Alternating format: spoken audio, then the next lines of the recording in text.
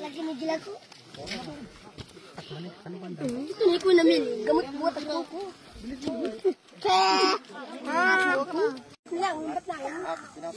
Nakahuli po sila ng ano, musang. Pusa sa gubat. Magkaiba po ang musang saka ang alamid.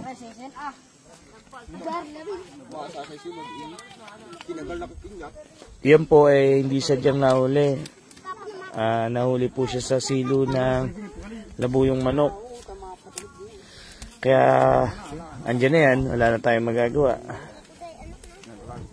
Kaya iulam nila. Ganyan po ginagawa nila pagka nakakahuli sila. Yun talaga yung problema talaga dito sa bundok sa atin eh.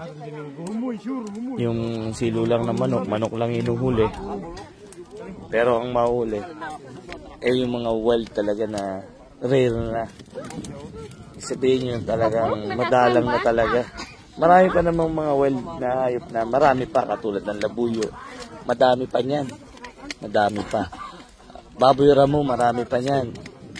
Pero yung ganito kasi, madalang na talaga to eh. Madalang na. Kaya mahirap man isipin talaga na ano, na nahuhuli sila sa mga silo ng manok o labuyo. Hindi nga sinasadya, pero pag nahuli na, wala na rin magagawa. Ulam na rin po yung baksak.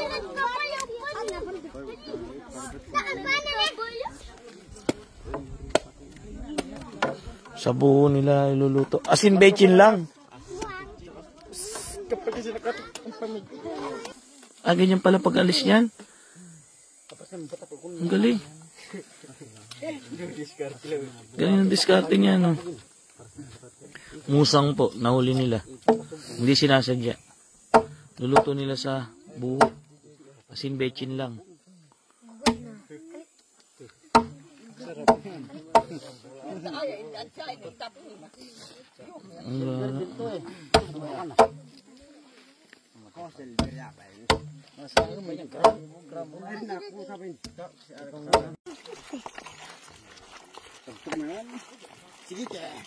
Pakabay niya na tapoy pati situb banci mau ano na kanang matak mo nang ibungin na po kanang ay ano babaliktad pa busot eh.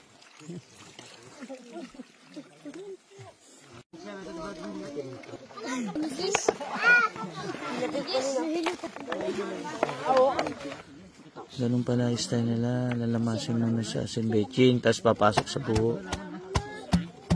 Lalagyan ng tubig yan? Hindi lalagyan ng tubig? Lalagyan ng tubig. Para masarap. Among bata wala ng te.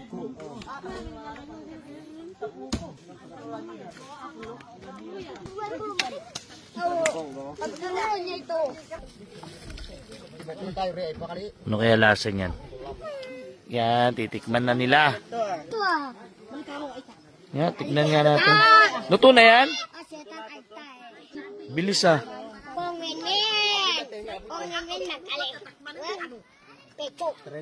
Yan, may kumatas. Kasayang no? Ay, nagamit eh.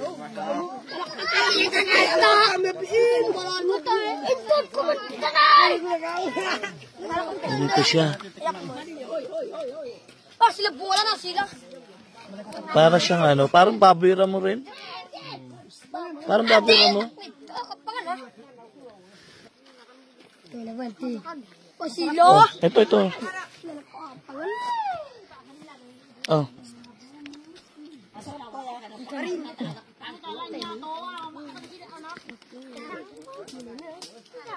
Lagi ni gila ko. Ito na ko namin. Gamot buhat ang ko. Suma?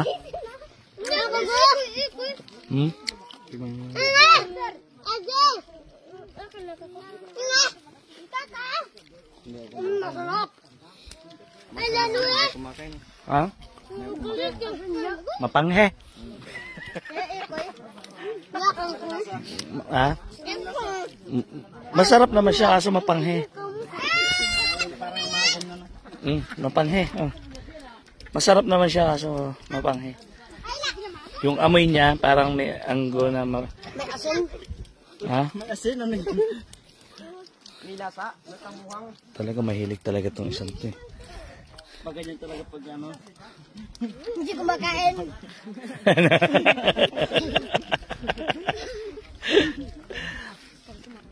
Ate makabat ka na buko. Gustong gusto eh, malamang maubos mo sa gubat. No. Wala, ano magagawa ko? Kundi sabihin lang sa inyo, naamusang ipapaubos na. Pero kinakain mo pa rin na kinakain.